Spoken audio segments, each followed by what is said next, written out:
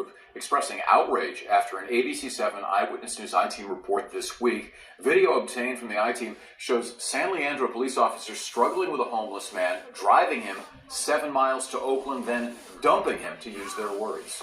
I-Team Dan Noyes is back now with the latest on the growing criticism for San Leandro police. Dan? Well, Kristen and Larry, I'm hearing from sources that San Leandro Police Chief Angela Averett is attending roll calls with officers and saying no one did anything wrong. But the body cam video shows what happened. You're being difficult from that, right? So you're being difficult. Monday's I-Team report has drawn strong reaction from the Oakland chapter of the NAACP. That was very, very disturbing to me to watch what has happened to people, that you can be this callous and treat someone that way. Retired Superior Court Judge Brenda Harbin-Forte investigates civil rights violations for the NAACP. She tells me that Shaquille Coleman should not have even been handcuffed during the December 2024 incident.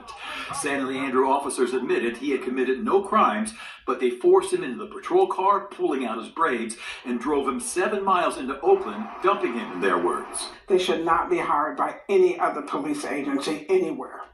There needs to have been something done, and something that sends a strong message. You're saying that these officers, those who were involved, ought to be fired? In my view, yes.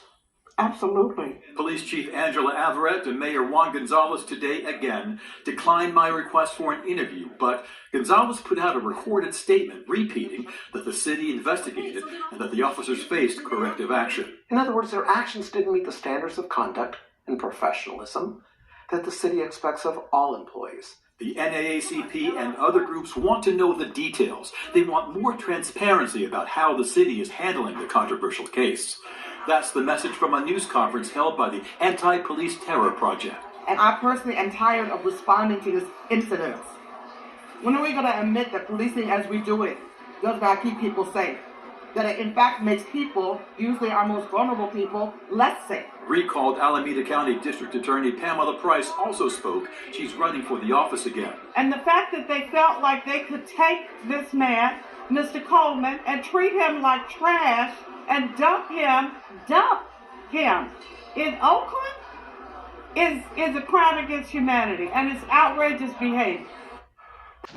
First of all, let's get something straight. Not only should those officers be arrested, they should be charged with basically kidnapping. They kidnapped that man and they imprisoned him, and then they dumped him in Oakland. They didn't dump him on the borderline of Oakland. They actually drove into the city 7 miles